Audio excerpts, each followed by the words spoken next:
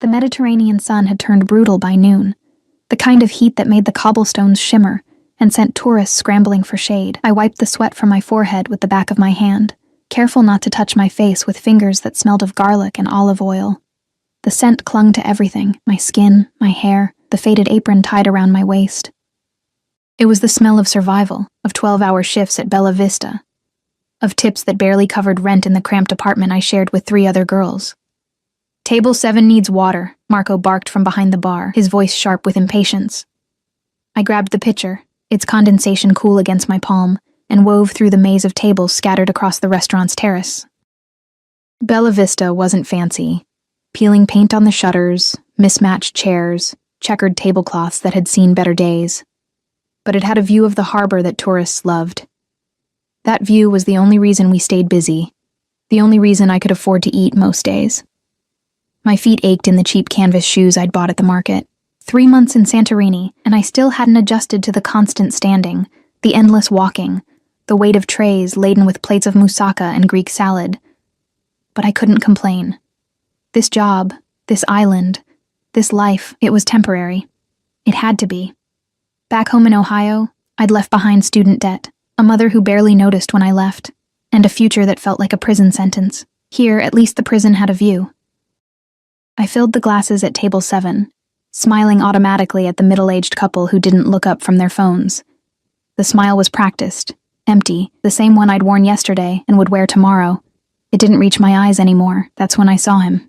He sat alone at table 12, the corner table that caught the best breeze from the harbor. I hadn't seen him arrive, hadn't heard Marco seat him, but there he was, and suddenly the air felt different. Heavier. Charged with something I couldn't name. He wore all black despite the heat. Black shirt with the sleeves rolled to his elbows, revealing forearms that spoke of controlled strength. Black sunglasses that hid his eyes, but somehow made his attention more intense. His dark hair was perfectly styled, not a strand out of place despite the wind that played with the edges of the umbrellas. He looked like he'd stepped out of a cologne advertisement. Sharp jawline, olive skin, the kind of face that made you forget to breathe. A tourist, I told myself. Just another wealthy tourist, but something felt wrong, or maybe right. Too right. He didn't fidget like other customers, didn't check his phone every 30 seconds or crane his neck to see the view. He simply sat there, still as a predator, and even though I couldn't see his eyes behind those dark lenses, I knew he was watching me. The pitcher trembled slightly in my hand. I set it down on table 7 with more force than intended, water sloshing over the rim. "Careful," the man at table 7 muttered. I mumbled an apology and turned away, my heart beating faster than it should. It was just the heat, I told myself. Just dehydration. Just exhaustion from another day in paradise that felt more like purgatory. You, the new girl. The voice came from behind me, smooth and dark as espresso, carrying an accent I couldn't quite place. Italian? Greek? Something else entirely? It wrapped around me like silk, and I froze mid-step. I turned slowly. He'd removed his sunglasses, and the impact of his gaze hit me like a physical force. His eyes were the color of strong coffee, almost black, and they held an intelligence that made me feel transparent. Exposed. Like he could see every secret I'd tried to bury, every mistake I'd made, every desperate hope I'd clung to in the middle of sleepless nights. Yes? My voice came out smaller than I intended. Water. He gestured to his empty glass with one hand. Long fingers, I noticed, a heavy watch on his wrist that probably cost more than I'd earn in a year. And then perhaps you could recommend something. You work here, yes? Yes, of course. I grabbed a menu from the nearest table, my hands unsteady. The moussaka is popular, and the seafood pasta. I didn't ask what's popular. He leaned back in his chair, completely at ease, while I felt like my bones might vibrate out of my skin. I asked what you recommend. The distinction felt important somehow. Dangerous. The lamb, I said finally. Chef makes it with his grandmother's recipe, slow roasted with rosemary and lemon. It's special. Something flickered across his face. Amusement? Approval? It vanished too quickly to tell. Then I'll have that. He handed the menu back, and our fingers brushed. The contact lasted less than a second, but I felt it everywhere, a spark of heat that had nothing to do with the Mediterranean sun, and wine. Something red. You choose. I'm not really supposed to. I'm asking you to choose. His tone didn't change. Still smooth. Still polite. But suddenly it felt less like a request, and more like a command. Unless you'd prefer I speak to your manager about the quality of service. My stomach dropped. I couldn't afford to lose this job. Couldn't afford Marco's anger or the risk of being fired. Tourist season would end soon, and positions were already scarce. The agyorgitiko, I said quickly. It pairs well with lamb. Perfect. He smiled, and the world tilted slightly. It wasn't a friendly smile, too knowing, too intimate, like we were sharing a secret I didn't know we had. What's your name? Emma. The lie came automatically. My real name was Emily, but I'd been using Emma since I arrived. It felt safer somehow, like I could be someone different here, someone who didn't carry the weight of everything she'd left behind. Emma, he repeated, tasting the syllables. Your order will be ready soon, I interrupted, suddenly desperate to escape the intensity of his attention. I'll bring your wine. I turned and walked away before he could respond, feeling his gaze on my back like a brand. My hands were shaking when I reached the bar, and Marco noticed. You okay? He frowned, already reaching for a bottle. You look pale. Fine, I lied. Just hot. Table 12 wants agyorgitiko. Marco's eyebrows rose. He asked for that specifically? I recommended it. Huh. Marco pulled the bottle from the wine rack, studying it. Big spender, that one. Came in a black Mercedes with a driver. Didn't even look at the prices on the menu. A driver. Of course he had a driver. Men who looked like that, who wore watches that cost more than my yearly salary, who commanded attention just by existing. They didn't drive themselves. I took the wine and a glass back to table 12, my pulse racing. He was on his phone now, speaking in rapid Italian that I couldn't follow. His voice had changed, harder, colder, all business. When he saw me approaching, he said something sharp and ended the call. Your wine. I set the glass down carefully, began to pour. The red liquid caught the light, deep as blood. You're nervous. It wasn't a question. No, Your hands are shaking. I stopped pouring, set the bottle down. I'm fine. You're lying. He picked up the glass, swirled the wine, watching it instead of me. Why? I'm not. This is inappropriate. I should get back to work. Sit. I can't. Sit, he repeated. And this time there was steel beneath the silk of his voice. Just for a moment. You look like you might fall over. He wasn't wrong. The heat, the exhaustion, the strange electricity that seemed to pulse from him. It was all too much. I glanced back at the restaurant. Marco was busy with other customers. No one was watching. I sat on the edge of the chair across from him, perched like a bird ready to flee. Better. He sipped his wine, made a small sound of approval. Good choice. You have good taste. Thank you. My throat felt dry, but I really should. How long have you been in Santorini? 3 months. And before that? America, Ohio. Why was I telling him this? Why couldn't I seem to remember how to keep my mouth shut? Far from home. Something in his voice had shifted again, gone softer. Running from something or running to something. The question hit too close. I stood abruptly, the chair scraping against stone. I need to check on your food. Emma. The way he said my name, my fake name, made it sound like a caress in a cage all at once. Don't run from me. I'm not running. I'm working. Of course. He inclined his head, a gesture that somehow felt like a king dismissing a subject. Go, but you'll be back. It sounded like a promise, or a threat. I fled to the kitchen, my heart hammering. What was wrong with me? He was just a tourist, just another wealthy man passing through.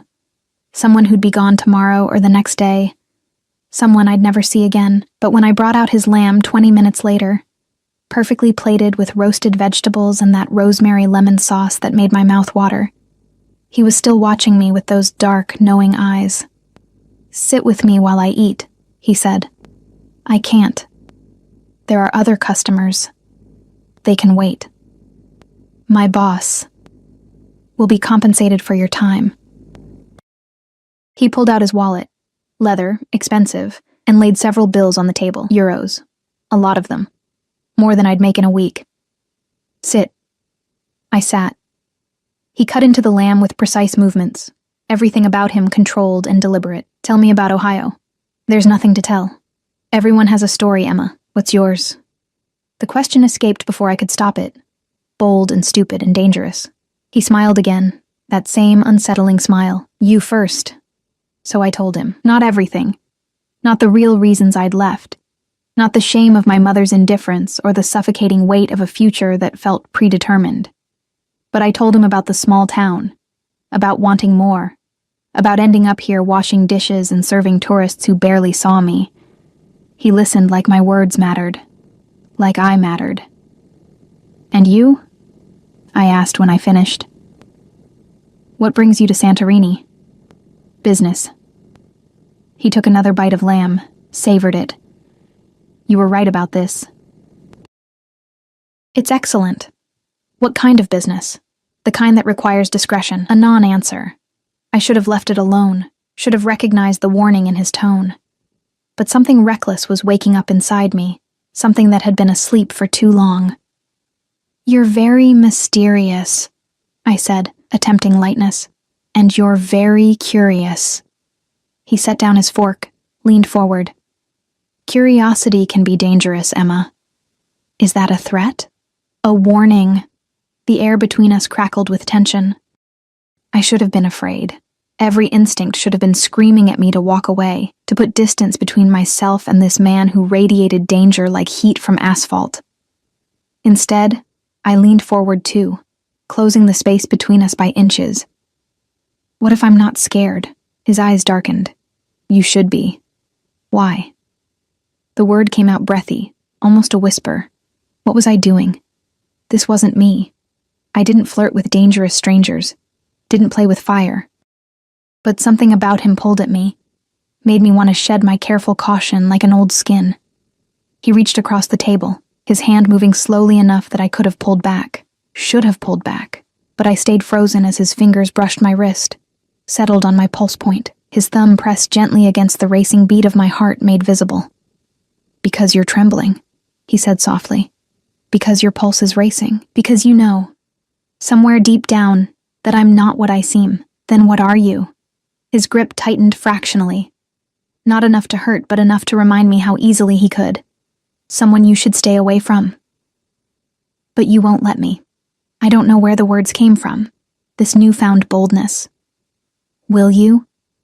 Something flashed across his face. Surprise, heat, a hunger that made my stomach flip. "Careful, Emma." "Why?" "Because if you tease me again," he leaned closer, his voice dropping to a whisper that somehow felt more intimate than a shout. "I might forget to be a gentleman." My breath caught. This was insane. Reckless. Stupid. I pulled my hand back, stood up so fast the chair wobbled. "Your food is getting cold. Emma, enjoy your meal." I walked away on shaking legs, didn't look back even though I felt his gaze following me across the terrace. Marco caught my arm as I passed the bar. "What the hell was that?" he hissed. "You can't just sit with customers," he insisted. He paid for my time. I showed him the bills still clutched in my hand. "See?" Marco's eyes widened at the amount. "Christo, what did he want?" "Just to talk. Men like that don't pay that much just to talk, Emma." He looked past me to table 12, and something in his expression shifted. Fear? Respect. "Be careful with that one." "Why? Who is he?" "I don't know. But I know the type." "That watch he's wearing? That car outside? Men with that much money in this part of the world?" Marco shook his head. "Just be careful." The rest of the afternoon passed in a blur. I avoided table 12, sent another server to clear his plates and bring him espresso, but I felt him watching me the entire time. A constant weight of attention that made my skin prickle with awareness. When he finally left, he placed another stack of bills on the table, a tip that was obscene in its generosity, and walked out without looking back. Through the window, I watched him slide into the back of that black Mercedes. A man in a dark suit opened the door for him, someone I hadn't noticed before. A driver. Or maybe security. Just be careful with that one. I cleaned his table with trembling hands, pocketed the tip that would pay my rent for the month, and told myself I'd never see him again. I was wrong. I didn't sleep that night. The apartment was stifling, the single fan doing nothing but pushing hot air from one corner to another. My roommates, Sophia from Germany, Marie from France, and Kiki from Australia, were all out, probably at one of the beach clubs that stayed open until dawn. I lay in my narrow bed, staring at the water-stained ceiling, replaying every moment of the afternoon. Because if you tease me again, I might forget to be a gentleman. What had I been thinking? Flirting with a stranger who radiated danger like cologne, who had a driver, and wore a watch worth more than everything I owned combined. Marco's warning echoed in my mind. Men like that don't pay that much just to talk. But he had paid, and he had listened. For 20 minutes, he'd made me feel like I was the only person in the world, like my small-town stories and desperate dreams actually mattered to someone. I touched my wrist where his fingers had pressed against my pulse, and heat flooded through me at the memory. This was ridiculous. I was being ridiculous. He was probably already on a yacht somewhere, surrounded by women who knew how to handle men like him, women who wore designer clothes and spoke 3 languages and didn't smell like garlic at the end of the day. I finally fell asleep around 4 a.m., and when my alarm screamed at 6, I wanted to throw it against the wall. The morning shift started with the breakfast crowd, mostly hotel guests looking for authentic Greek yogurt and strong coffee before their island tours. I moved through the routine on autopilot, my body going through the motions while my mind remained stubbornly fixed on dark eyes and dangerous smiles. "Emma!"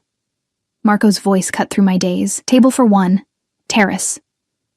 I grabbed a menu and headed out, welcoming the morning breeze that came off the harbor.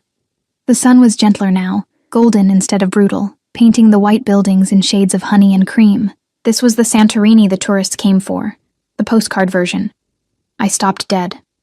He sat at the same table as yesterday. Table 12. Same black clothing, same perfect posture, same air of controlled power that made everyone else on the terrace look somehow less real, less vivid. Our eyes met across the space, and his mouth curved into a smile that made my stomach drop. "No." The word came out as a whisper. This couldn't be happening. Tourists didn't come back. They ate once, tipped well if you were lucky, and disappeared into the endless stream of faces that blurred together after a while. But he wasn't moving, wasn't leaving, was looking at me like he'd been waiting. My feet carried me forward against my better judgment. "Good morning, Emma." He said it like a greeting and a question and a promise all at once. "I was hoping you'd be working today."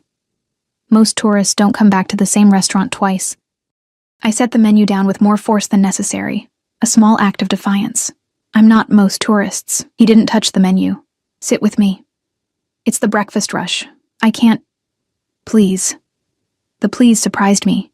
Yesterday he'd commanded, expected obedience. Today he was asking, and somehow that felt more dangerous. I glanced back at the restaurant. Marco was watching, his expression unreadable. He gave a small nod. Permission. Or maybe a warning. I sat. "You didn't sleep." He stated it as fact, not question, and I wondered what he saw in my face, the dark circles I'd tried to hide with concealer, the exhaustion that made my bones feel heavy. "How would you know? You have shadows under your eyes. Your hands are shaking more than yesterday. And you're holding yourself very carefully, like someone who's running on empty but can't afford to stop." The accuracy of his observation made me uncomfortable. "I sleep fine." Liar. But he said it gently, almost fondly. "Were you thinking about me?" The arrogance of it should have made me angry. Instead, heat flooded my cheeks. "You're very sure of yourself. That's not an answer." "What do you want?" I asked, letting frustration sharpen my voice. "Why are you here? Why did you come back?" He leaned forward, elbows on the table, and the morning light caught the angles of his face. God, he was beautiful, dangerously, impossibly beautiful. "I came back for you." My heart stuttered. "You don't know me." "I know enough." His gaze traveled over my face like a physical touch. "I know you're running from something. I know you're scared of your own shadow, but yesterday you looked at me like you wanted to burn. I know you taste like courage and desperation in equal measure."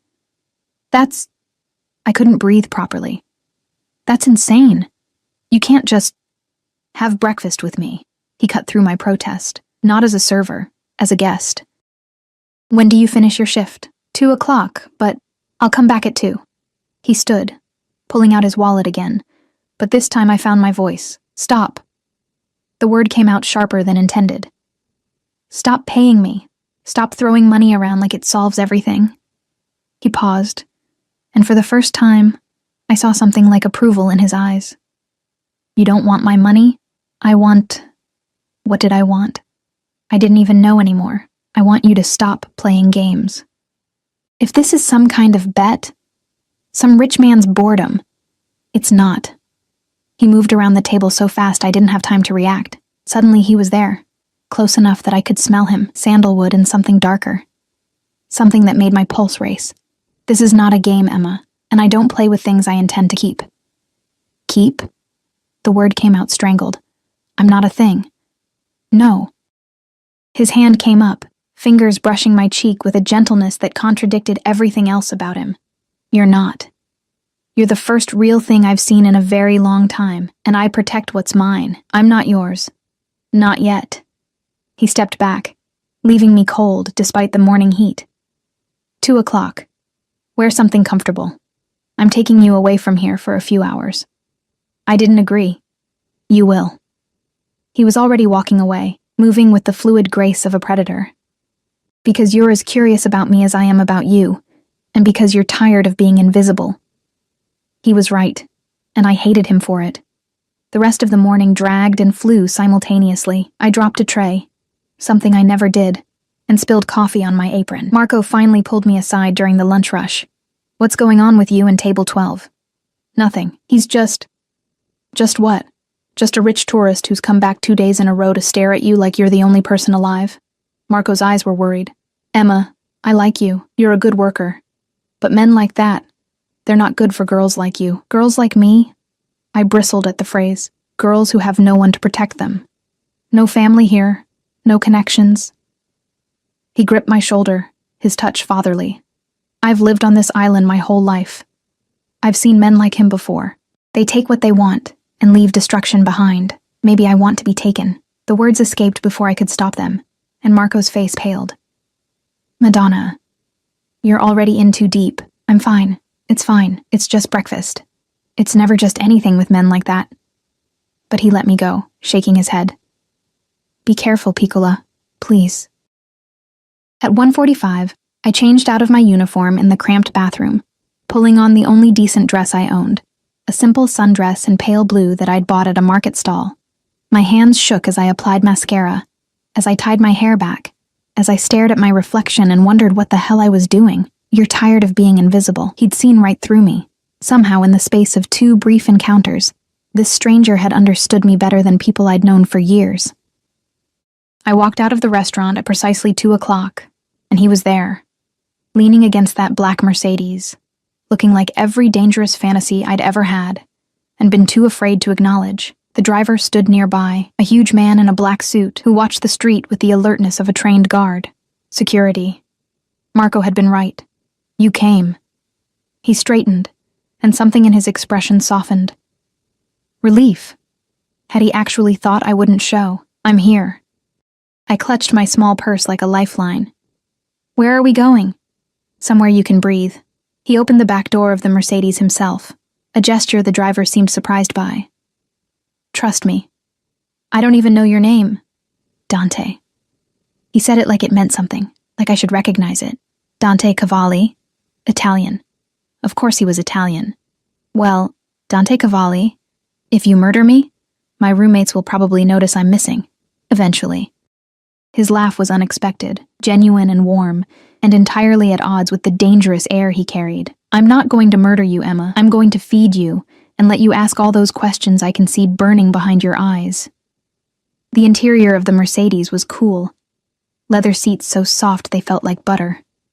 I sank into them as Dante slid in beside me, close enough that I could feel the heat radiating from his body. The driver got in without a word, and we pulled smoothly into traffic. Where are we going? I asked again. My villa. I've had lunch prepared. Alarm bells should have been ringing.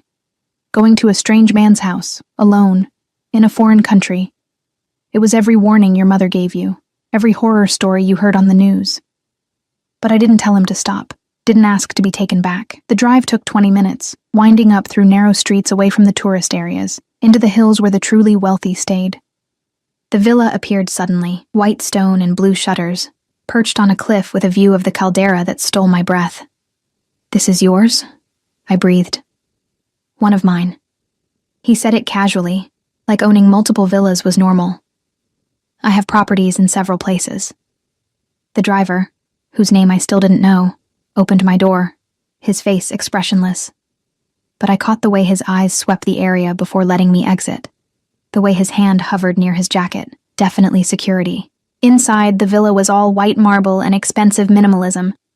Floor-to-ceiling windows showcased that impossible view. A table had been set on the terrace. White linens, crystal glasses, covered silver dishes that probably contained food I couldn't pronounce. "This is..." I turned in a slow circle, trying to process the absurdity of my situation. Yesterday I'd been invisible, serving tables to people who didn't see me.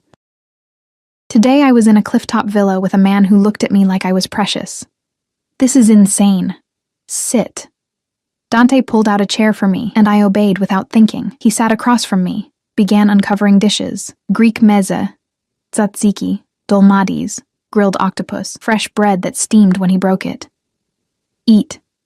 You barely touched anything this morning. You were watching me that closely? I watch everything about you closely." He poured wine, white this time, pale gold in the afternoon light. "You favor your left foot. Your right ankle hurts. Those shoes you wear are cheap and don't fit properly." I stared at him. That's creepy. That's attention." He met my gaze steadily. "When was the last time someone paid attention to you, Emma? Really looked at you and saw you?" The question hit like a punch. I reached for my wine glass, needing something to do with my hands. "Why are you doing this?" "Because yesterday for 20 minutes you made me feel human again." He said it simply, without drama. "Do you have any idea how rare that is? How precious? I don't understand. You're..." I gestured at the villa, at him, at everything. "You have everything. Money, power, looks. You could have anyone. I don't want anyone." His voice dropped, went rough. "I want you." The words hung between us, heavy with meaning I didn't fully understand. Want, such a simple word, such a dangerous one. "You don't know me," I repeated, but it sounded weaker this time. "Then let me." He leaned forward, intense. "Let me know you. Every broken piece, every scared thought, every dream you're too afraid to voice. Let me see all of it." "Why?" My voice cracked. "Why me?"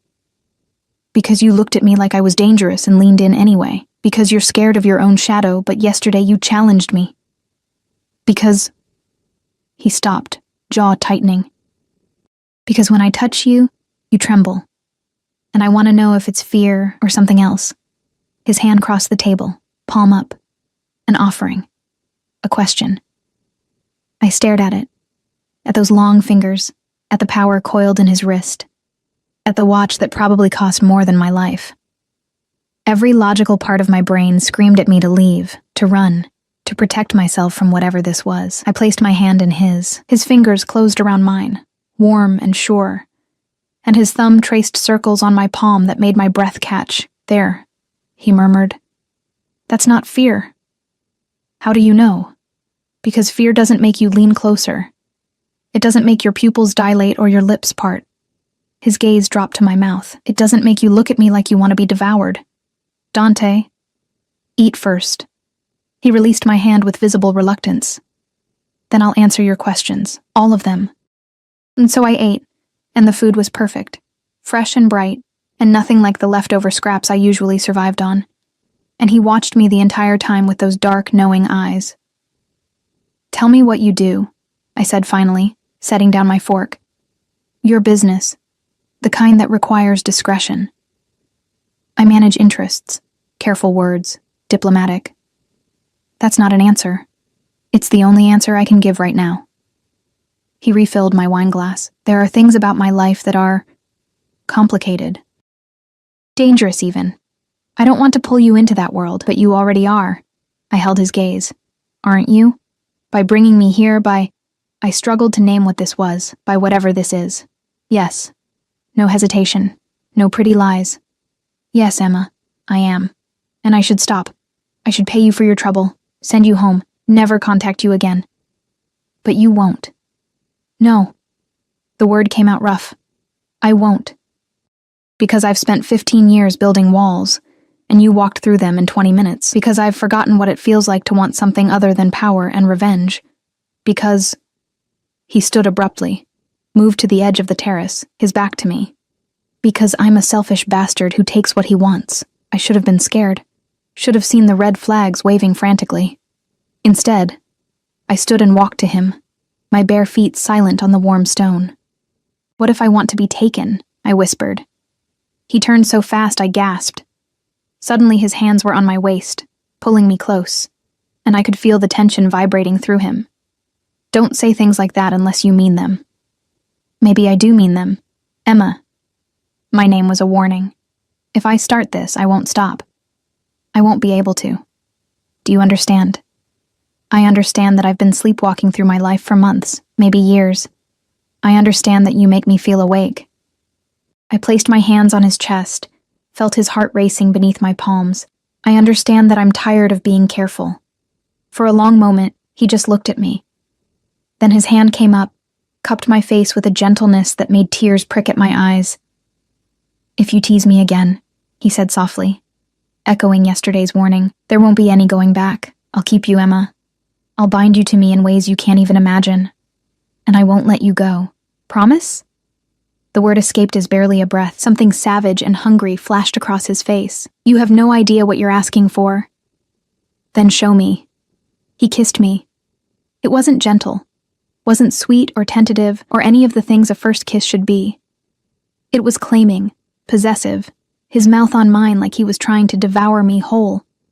His fingers tightened on my waist, pulling me flush against him, and I gasped at the contact. He took advantage, deepening the kiss until I couldn't think, couldn't breathe, couldn't do anything but feel. When he finally pulled back, we were both shaking. Christo, he breathed. You taste like... His phone rang, shattering the moment. He ignored it, but it rang again. And again. Answer it, I whispered. He pulled the phone from his pocket with a vicious curse, and his expression changed as he looked at the screen, went hard, cold, dangerous. I have to take this. He stepped away, and his voice when he answered was nothing like the voice he'd used with me. It was ice and authority, and barely contained violence. What? I couldn't understand the rapid Italian that followed, but I understood the tone. Business. The kind that required discretion. The kind that made his driver carry a gun. He ended the call and turned back to me, and I saw the war on his face, between what he wanted and what he had to do. I have to go. Regret roughened his voice. Something's come up that requires my immediate attention. Of course. I wrapped my arms around myself, suddenly cold despite the heat. I should get back anyway. Marco will drive you home. He crossed to me in 2 long strides, gripped my shoulders. This isn't... I'm not leaving because I want to. Do you understand? You barely know me. You don't owe me explanations. Don't. His fingers tightened. Don't diminish this. What just happened? That was real. You are real. And I need you to wait for me. Wait for what? For me to come back. For me to finish what we started. He pressed his forehead to mine. Promise me you won't run. Promise me you'll be at the restaurant tomorrow. Dante. Promise me, Emma. I promise. The words felt like sealing my fate. He kissed me again, quick and hard, then was striding back into the villa. I heard him barking orders in Italian, heard the driver responding, heard doors slamming and engines starting. And then I was alone on the terrace with the remains of an unfinished lunch and the taste of him still on my lips. The driver, Marco, he'd said, though I realized he meant someone else, appeared at my elbow. Different from this morning, younger, just as armed. Miss, I'll take you home now. The drive back was silent. I stared out the window, watching the villa disappear, and wondered what I'd just done, what I'd promised, what I'd started. At my apartment building, the driver handed me a card, heavy paper, expensive. A phone number embossed in black. Mr. Cavalli said to call if you need anything at all. Then he was gone, and I was standing on the cracked sidewalk in front of my building, holding a business card that felt like it was burning a hole in my palm. Inside, the apartment was still empty. I sat on my bed, pulled out my phone, and did what I should have done yesterday. I Googled Dante Cavalli. The results made my blood run cold. The first article was in Italian, but Google translated it easily enough. Dante Cavalli, heir to the Cavalli crime family, suspected in connection with... I stopped reading. Scrolled down. More articles. More words that made my apartment feel smaller, the walls closing in. Organized crime. Money laundering. The youngest Don in Naples. Dangerous. Ruthless. Untouchable. My hands were shaking so badly I almost dropped the phone. I set it down on the thin mattress, stared at the cracked ceiling, and tried to process what I'd just learned. Mafia. The man who'd kissed me, who'd looked at me like I was precious, who'd promised to come back. He was Mafia. I should have been terrified, should have deleted his number, blocked any way he could contact me, maybe even gone to the police. That's what a sensible person would do. Instead, I picked up his card and traced the embossed numbers with my fingertip. I'll keep you, Emma. I'll bind you to me in ways you can't even imagine. Now those words made sense. Now the driver with the gun made sense. The multiple properties, the casual wealth, the aura of danger that clung to him like expensive cologne. All of it made terrible, perfect sense. My phone buzzed. Unknown number. My heart stopped, then started racing. I stared at the screen for 3 rings before answering. Hello? Did you Google me? His voice was dark, amused, knowing. How did you... I have alerts set up. Someone searches my name. I know about it. A pause. So, now you know. I should lie. Should pretend I hadn't seen anything. Instead, I asked, is it true? Which part? Any of it. All of it. Silence stretched between us, heavy with things unsaid. When he finally spoke, his voice had gone careful. Yes. 1 word. 1 syllable. My entire world tilting on its axis. The articles say... My voice cracked. I tried again. They say you're dangerous. I am. They say people who cross you disappear. No apology. They do. They say I couldn't finish. Couldn't voice the rest of what I'd read. Violence. Blood. Power built on fear and money and things I didn't want to imagine. Emma. He said my name like a caress. Are you afraid of me now? Was I? I searched inside myself for terror, for the instinct to run that should have been screaming. Found only a strange, reckless calm. I should be, I whispered. But you're not. I don't know what I am. I stood, paced the small room. This is insane. You're a criminal. I should hang up, but you won't. Certainty in his voice. Because you felt it too, didn't you? That kiss. That connection. You felt something shift between us. That doesn't matter. You lied to me. I never lied. His voice sharpened. I told you my business required discretion. I told you I was dangerous. I warned you, Emma. Multiple times. He was right. He had warned me. I just hadn't understood what those warnings meant. What do you want from me? I asked finally. Everything. Simple. Direct. Terrifying. I want everything you have to give. And in return, I'll give you everything you've ever wanted. You don't know what I want, don't I? A sound in the background. A door closing. Footsteps. You want to matter to someone. You want to be seen, really seen. Not just as a server or a roommate or a girl from Ohio who ran away from a life that felt too small. You want passion and intensity and someone who'll fight for you instead of forgetting you exist. Tears burned my eyes because he was right. Horribly, impossibly right. That doesn't change what you are, I said. No, it doesn't. A pause. Are you at the restaurant tomorrow? Yes, I'm on the schedule. Good, I'll see you then. And Emma? Yes? Whatever you decide, whether you run from this or into it, know that I'm not letting you go easily. You're mine now. You have been since the moment you sat down at my table and looked at me like I was just a man instead of a monster. He hung up before I could respond. I didn't sleep again that night, lay awake replaying everything. His touch, his kiss, his voice on the phone saying you're mine now like it was fact instead of threat. Mafia. The word kept echoing in my mind. I'd seen the movies, read the books. I knew what men like him did, knew the violence they were capable of, the lives they destroyed without hesitation, but I also remembered the gentleness of his hands on my face, the way he'd noticed my hurting ankle, the hunger in his eyes that had nothing to do with violence and everything to do with want. Morning came too fast. I dressed for work on autopilot, my body moving while my mind remained stuck in that villa, in that kiss, in the moment before everything changed. The restaurant was already busy when I arrived. Marco took one look at my face and pulled me aside. You saw him yesterday. Not a question. Yes. And? And nothing. We had lunch. He brought me home. Marco's eyes narrowed. That's all?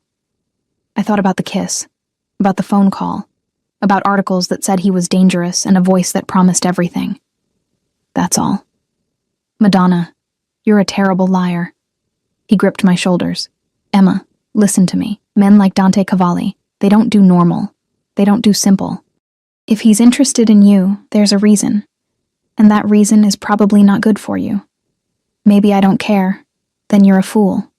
But his voice was gentle. Just be careful. Please. These men, they live in a different world. A world where people are possessions and loyalty is bought with blood. You don't want to be part of that. Too late, I thought. I was already part of it. Had been since the moment I sat down at his table. The morning dragged. Every time the door opened, my heart jumped. Every dark-haired man made me look twice. But Dante didn't come. Lunch rush started. I moved through it mechanically, refilling water glasses and taking orders and smiling that empty smile. And then, Emma. I turned and there he was, but different, harder. He wore a dark suit today instead of casual black, and there were two men with him, both large, both clearly security. They flanked him like shadows as he moved through the restaurant, and conversations died as he passed. Everyone knew, or sensed it, the danger he carried. He stopped at table 12, of course, and his eyes found mine across the room. Come here. Not a request. A command. I walked to him on shaking legs, aware of every eye in the restaurant watching, Marco's worried gaze burning into my back, the two security guards studying me with expressions that gave nothing away. Sir? I kept my voice professional. Can I get you something? Yes. He leaned back in his chair, completely at ease despite the tension radiating from everyone around him. You can sit down and have lunch with me. I'm working. Marco. He didn't raise his voice, didn't look away from me. Emma is taking her lunch break now, yes? From behind the bar, Marco's strangled, yes, Mr. Cavalli confirmed what I'd suspected. He knew exactly who Dante was, had probably known from the beginning. I sat. You're angry with me, Dante observed. You lied. I didn't. You let me think you were just... I gestured helplessly. Just some tourist. Just some businessman. I am a businessman. His mouth curved slightly. A very successful one. That's not funny. No, it's not. The amusement faded. But it's the truth. I've built an empire, Emma. Not all of it is legal, but all of it is powerful. And I'm offering you a place in it. My breath caught. What? I want everything you have to give. He leaned forward, his voice dropping to something intimate despite the audience we both knew was listening. I want you beside me, in my home, in my bed, in my life. You're insane. We barely know each other. Time is irrelevant. He reached across the table, took my hand before I could pull away. His thumb traced patterns on my palm that made my pulse spike. I knew the moment I saw you. You belong to me. People don't belong to people. In my world, they do. His grip tightened. And you already know that, don't you? You Googled me. You read the articles. You know exactly what I am and what I'm capable of. Yet here you are, not running, not hiding, sitting across from me and arguing instead of screaming. He was right. Again. I should be terrified, should be finding the nearest exit. Instead, I was leaning forward, drawn by something I didn't understand and couldn't fight. What do you want me to say? I whispered. Say yes. To what? To me. To this. To letting me take care of you instead of watching you work yourself to exhaustion in a job that barely pays rent. His eyes burned into mine. I can give you everything, Emma. Safety, security. A life where you never have to worry about money, or where your next meal comes from, or whether you matter. With me, you'll always matter. You'll be the most important thing in my world. Why? The question tore out of me. Why me? You could have anyone. Because you see me. Simple words. Devastating truth. Not the money or the power or the reputation. You see the man underneath all of it. And that man wants you more than he's wanted anything in 15 years. One of the security guards stepped forward, whispered something in Italian. Dante's expression changed, went cold and hard in a way that made my stomach drop. He stood abruptly. I have to go. Business that can't wait. Of course. I started to pull my hand back, but he held on. Tonight. I'm sending a car for you at 8. Pack a bag. What? No, I can't just... Yes, you can. He raised my hand to his lips, pressed a kiss to my palm that felt like a brand. And you will.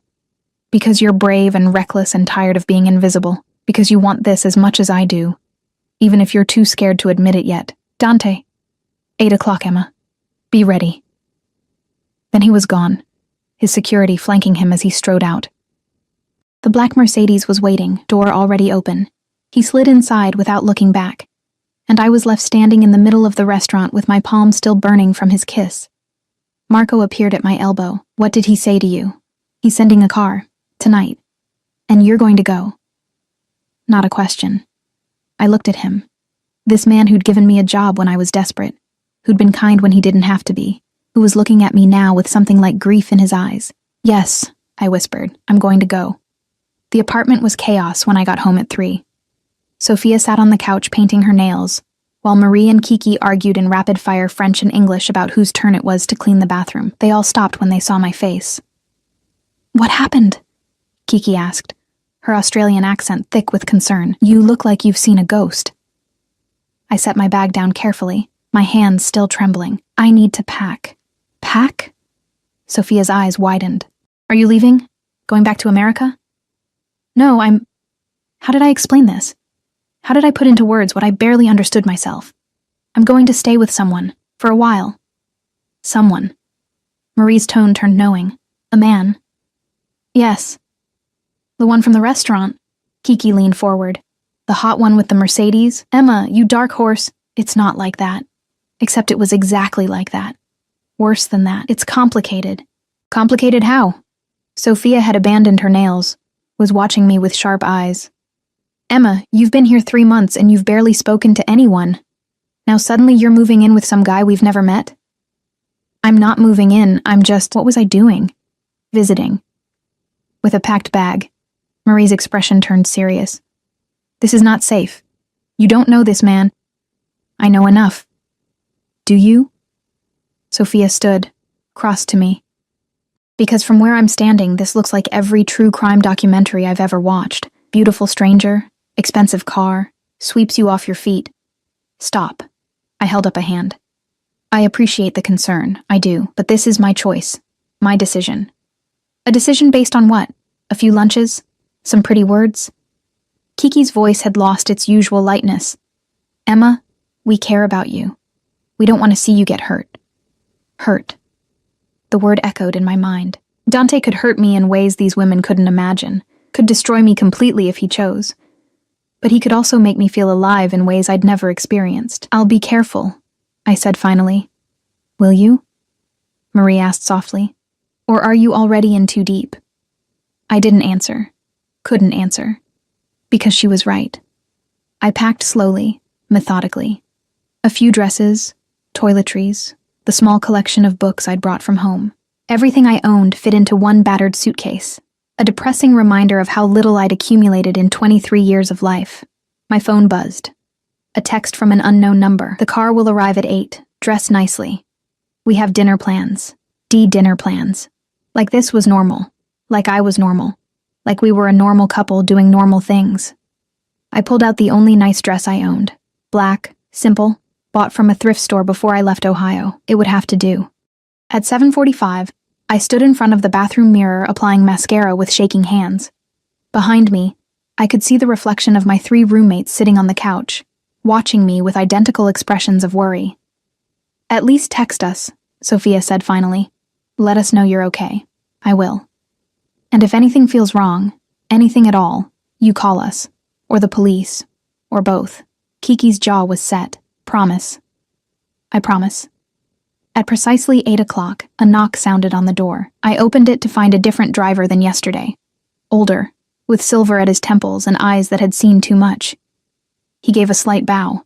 Miss Emma, I'm Giorgio. Mr. Cavalli sent me to collect you. Collect me. The phrase made me sound like luggage. Giorgio's mouth twitched. To escort you, if you prefer. May I take your bag?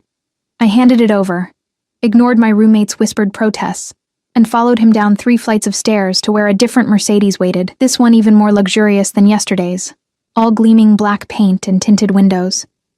The interior smelled of leather and something else. Danger, maybe. Or destiny.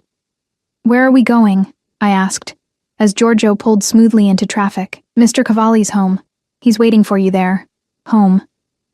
Not the villa from yesterday, I suspected. Somewhere else. Somewhere more permanent. The drive took 40 minutes, winding through increasingly exclusive neighborhoods, until we reached a gated estate that made the villa look modest. High walls, security cameras, armed guards at the entrance who waved us through after Giorgio showed credentials. The house, calling it a house felt inadequate, rose before us. 3 stories of white stone and glass, lit from within like a jewel box. A fountain dominated the circular drive, water catching the last rays of sunset. Giorgio opened my door. Mr. Cavalli is in the main salon. I'll show you. Inside was even more impressive. Marble floors, soaring ceilings, art that probably cost more than I'd earn in a lifetime. My canvas shoes squeaked on the polished stone, and I became acutely aware of how out of place I was. Dante stood by floor-to-ceiling windows overlooking the sea, his back to me. He'd changed. Dark slacks and a white shirt with the sleeves rolled up, exposing those forearms that had haunted my dreams. A crystal tumbler of amber liquid sat on the table beside him. Thank you, Giorgio. He didn't turn. That will be all. The door clicked shut behind me, and suddenly we were alone. You came, he said softly. Did you think I wouldn't? I hoped you wouldn't. Finally he turned, and the expression on his face stole my breath. Raw hunger mixed with something gentler. Relief, maybe. For your sake, I hoped you'd be smart enough to run. I'm not smart. I set my purse down carefully, apparently. No. He moved toward me with that predator's grace. You're brave. Stupidly, recklessly brave. It's going to get you hurt. By you? Never by me. He stopped inches away, close enough that I could feel the heat radiating from his body. I'd burn the world down before I let anyone hurt you, including myself. Pretty words. Truth. His hand came up, cupped my face. I don't say things I don't mean, Emma. When I tell you that you're mine, when I promise to protect you, those aren't empty promises, they're vows. You barely know me. I know you work yourself to exhaustion for minimum wage and smile like it doesn't kill you inside. I know you left everything familiar because staying felt like dying slowly. I know you've been invisible so long you've forgotten what it's like to be seen. His thumb traced my cheekbone. I know that when I kiss you, you taste like coming home. Tears burned my eyes. Stop. Why? Because you're making this harder. Making me want things I shouldn't want. Making me forget that you're dangerous. I am dangerous. He said it fiercely. I'm the most dangerous thing you'll ever encounter. But not to you. Never to you. For you, I'm safety. I'm sanctuary. I'm the one person in this world who will never let you fall. How can you promise that? You deal in violence? Yes, I do. I've killed men, Emma. I've ordered deaths and destroyed lives and built my empire on blood and fear. His grip tightened. But with you, I'm just a man who wants, who needs, who'll do anything to keep you safe and happy and mine. This is insane. Yes. He pressed his forehead to mine, completely insane, and I don't care. Do you? Did I? Standing there in his arms, feeling the tremor that ran through him, seeing the vulnerability beneath all that power. Did I care that this was crazy? No, I whispered. I don't care. He kissed me then, and it was different from yesterday. Slower. Deeper. Less about claiming, and more about savoring. His hand slid into my hair, angled my head, and I melted into him like I'd been waiting my whole life for this moment. When we broke apart, we were both breathing hard. Dinner, he said roughly. I promised you dinner. I'm not hungry. My hands fisted in his shirt, not for food. Something dark and possessive flashed across his face. Emma, I want you. The admission felt both terrifying and liberating. I've wanted you since the moment I saw you. And I'm tired of pretending otherwise. Christo. His hands tightened on my waist. You can't say things like that. Not when I'm barely holding on. Then don't hold on. I pulled him closer. Let go. For a long moment, he just stared at me. Then he swept me into his arms, literally lifted me like I weighed nothing, and carried me toward a sweeping staircase. Where? My bedroom. His voice was rough. Where you'll sleep tonight, and every night after. Dante, no more arguments, Emma. No more protests. You're mine now. And I'm keeping you. He carried me up the stairs, down a hallway lined with art I didn't look at, through double doors into a room that took my breath away. Massive bed. More windows overlooking the sea, moonlight spilling across dark sheets. He set me down gently, and his hands framed my face. Last chance, he said softly. Last chance to run. After this, there's no going back. I won't let you go. Ever. Do you understand? I understood I was standing at a crossroads. One path led back to safety, to invisibility, to a life half-lived. The other led into darkness and danger, and a man who looked at me like I was his salvation. I understand, I whispered. And? I reached for him. And I choose you. He kissed me like a man dying of thirst, and I was water. His hands were everywhere. My face, my hair, my waist, but always gentle, always careful, like I was something precious he was afraid to break. Emma. My name was a prayer on his lips. Tell me to stop. Tell me this is too fast. Don't stop. I pulled him closer, needing the solid warmth of him, needing proof that this was real. Please don't stop. So he didn't. The night blurred into sensation. His mouth on my skin, his hands learning every curve, whispered words in Italian that I didn't understand but felt in my bones. He worshipped me with a reverence that made tears slide down my temples. And when we finally came together, it felt less like surrender and more like coming home. Afterward, he held me close, my head on his chest, his heartbeat steady beneath my ear. No regrets? He asked softly. No. And it was true, despite everything. The danger, the insanity, the fact that I'd known him for 3 days, I had no regrets. You? Never. His arms tightened. You're mine now, completely, and I protect what's mine. I should have asked what that meant, should have questioned the possessiveness in his voice. Instead, I fell asleep feeling safer than I had in years. Morning came with sunlight streaming through those massive windows and the smell of coffee. I opened my eyes to find Dante already dressed, sitting in an armchair near the bed, watching me with an intensity that should have been unsettling. Good morning, I said, suddenly shy. Good morning, Kara. He stood, moved to the bed, pressed a kiss to my forehead. How do you feel? Like my life just changed completely. It did.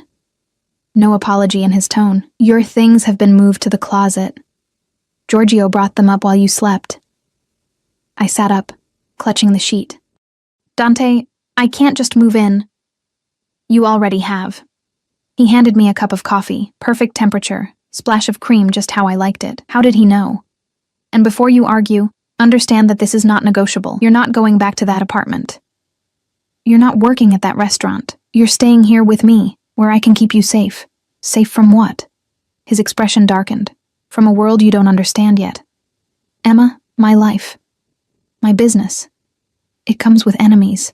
People who would hurt you to get to me.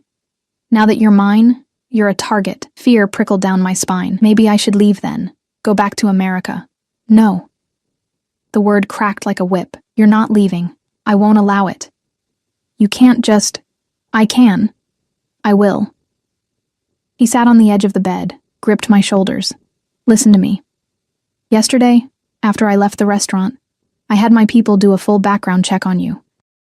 I know about your mother, about the debt, about why you really left Ohio, and I know that you have nothing to go back to.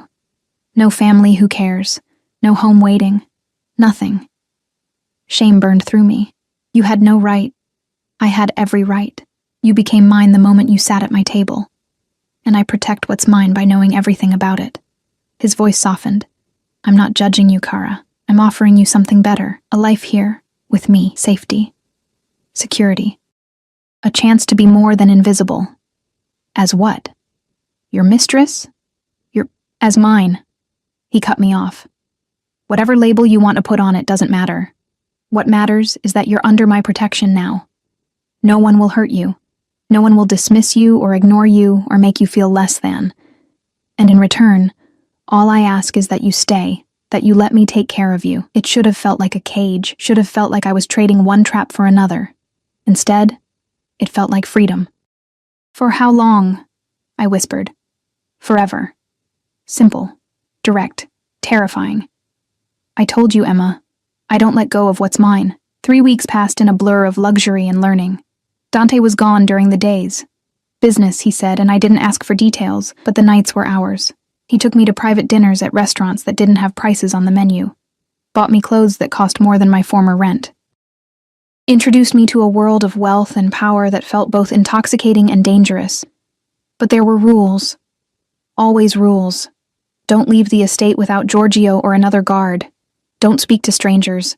Don't ask about his business. Don't. The cage was gilded, but it was still a cage. I need to do something, I told him one night over dinner on the terrace. I can't just exist. What do you want to do? I don't know. Work? Study? Something that's mine. He studied me for a long moment.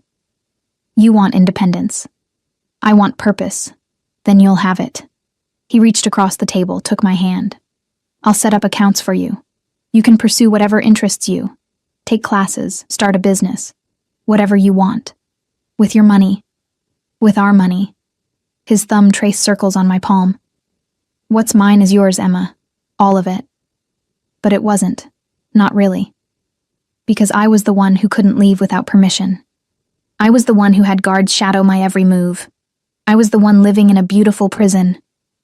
The explosion happened on a Thursday. I was in the garden, the one place I was allowed without constant supervision, reading a book when I heard it, a thunderous boom that shook the ground, followed by alarms and shouting. Giorgio appeared within seconds, his gun drawn. Inside. Now, what's happening? Now! He grabbed my arm, hauled me toward the house. Behind us, smoke rose from somewhere near the front gate. Inside was chaos. Men in suits with weapons, rapid-fire Italian I couldn't follow. Dante's voice cutting through it all with cold authority. He appeared in the doorway, and the relief on his face when he saw me was visceral. Cristo. You're okay. What happened? Car bomb. At the gate. He crossed to me, ran his hands over me like checking for injuries. You're sure you're okay? You weren't hurt? I'm fine. But Dante, what? Rivals. His jaw tightened, sending a message. What kind of message? The kind that says they know about you. He pulled me close, and I felt the tremor that ran through him. The kind that means we need to be more careful. More careful. More guards. More rules. More cage. This is because of me, I whispered. No. This is because of my world. A world I knew you'd become part of when I claimed you. He tilted my face up. But I meant what I said, Emma. I protect what's mine. And no one will touch you. That night, he made love to me with a desperation that bordered on violence, like he was trying to prove through touch that I was his, that I was safe, that nothing could take me from him. And in the aftermath, as I lay in his arms, I finally understood the weight of what I'd accepted. This wasn't a fairy tale. This wasn't some romance where love conquered all. This was real, dangerous and dark and complicated. But it was also mine. 2 days after the bombing, everything changed. I was in Dante's office, a room I normally avoided, looking for a book when I saw the folder. It was sitting on his desk, partially open, and I wouldn't have noticed except for one word on the top page, Ohio. My hands shook as I opened it fully. And there, in black and white, was everything. Not just a background check, a file. Photos of me from before I left, coming out of my apartment, at my old job, with people I'd tried to forget. Dates, times, a detailed record of my last 6 months in America, and notes in the margin, in Dante's handwriting, vulnerable, isolated, perfect. The world tilted. Emma? His voice came from the doorway, and when I turned, his face was carefully blank. You weren't supposed to see that. Perfect? My voice broke on the word. I was perfect? This was... what? Some kind of plan? It's not what you think. Then what is it? I threw the folder at him, pages scattered. Tell me, was any of it real? Or was I just some target you decided to acquire? Don't. He moved toward me and I backed away. Don't do that. Don't diminish what we have. What we have? Hysterical laughter bubbled up. We have nothing. This was all calculated. You saw a desperate girl and decided to collect her like some kind of trophy. That's not true. Then explain. I was shouting now, tears streaming down my face. Explain why you have photos of me from before we met. Explain why you have notes about how vulnerable I was. Explain any of this. He ran a hand through his hair, and for the first time since I'd met him, he looked uncertain. I was in Santorini on business. Real business. A meeting with suppliers. And I saw you at the restaurant. Just saw you. The way you moved. The way you smiled that empty smile. The way you were invisible even when you were standing right there. And I recognized it. Recognized what? Loneliness. His voice went rough. The kind that eats you from the inside. I've been alone my entire life, Emma. Surrounded by people but utterly alone. And I saw that same loneliness in you. So yes, I had you investigated. I wanted to know if what I saw was real, or if I was projecting. And when the report came back, when I learned about your mother and the debt, and how alone you really were, you decided I was perfect, bitterness coded the words, perfect victim. Perfect match. He closed the distance between us before I could retreat. You were perfect for me, because you understood what it meant to be unseen. Because you were strong enough to survive, but soft enough to still hope. Because when I looked at you, I saw possibility. Possibility of what?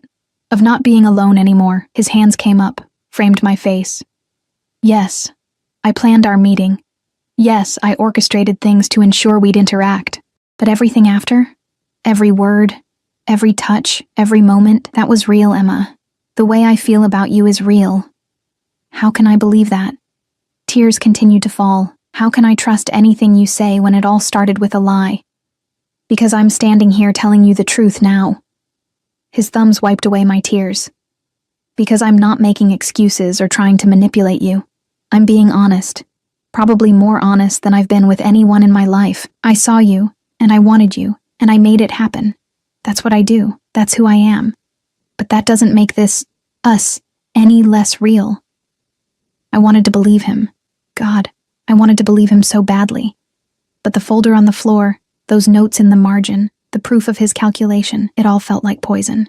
I need time, I said finally. I need to think. No. His grip tightened. I'm not letting you walk away from this.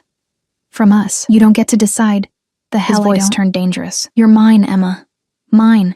And I don't care if you're angry or hurt or feeling betrayed. You're not leaving. So what? I'm your prisoner now? If that's what it takes. No apology. No softening. I told you from the beginning, I protect what's mine, and I don't let go. Not now. Not ever. We stared at each other, and I saw the truth in his eyes. He meant it. Every word. He would keep me here by force if necessary. Would cage me completely rather than let me go. The thought should have terrified me. Instead, through the hurt and betrayal and anger, I felt something else. Something dark and reckless that whispered, maybe this was exactly what I'd been searching for. Someone who wouldn't let me disappear. Someone who would fight to keep me, even if the fight was against my own fear. I hate you, I whispered. No, you don't. He pulled me close and I didn't resist. You hate that I saw through you. You hate that I planned and calculated and made sure we'd meet. But you don't hate me, because I'm the first person in your life who's ever fought for you. He was right. And I hated him for that too. What happens now? I asked against his chest. Now? His arms tightened. Now you stay angry for a while. You make me work for forgiveness. You test me to see if I really mean what I say about never letting you go. And eventually, when you're ready, You accept that what we have is messy and complicated and started with calculation, but became something real. You're very sure of yourself. I'm sure of us. He tilted my face up, and the intensity in his eyes stole my breath. I'm sure that what I feel for you is real. I'm sure that I'd burn my entire empire to the ground before I'd let anyone hurt you. I'm sure that spending the rest of my life proving to you that you matter, that you're seen and wanted and loved, is exactly what I'm meant to do. Loved? The word caught in my throat. Yes. No hesitation. I love you, Emma. Probably loved you from the moment you sat at my table and looked at me like I was just a man. And I'll spend every day proving it. I should have pushed him away, should have demanded he let me go.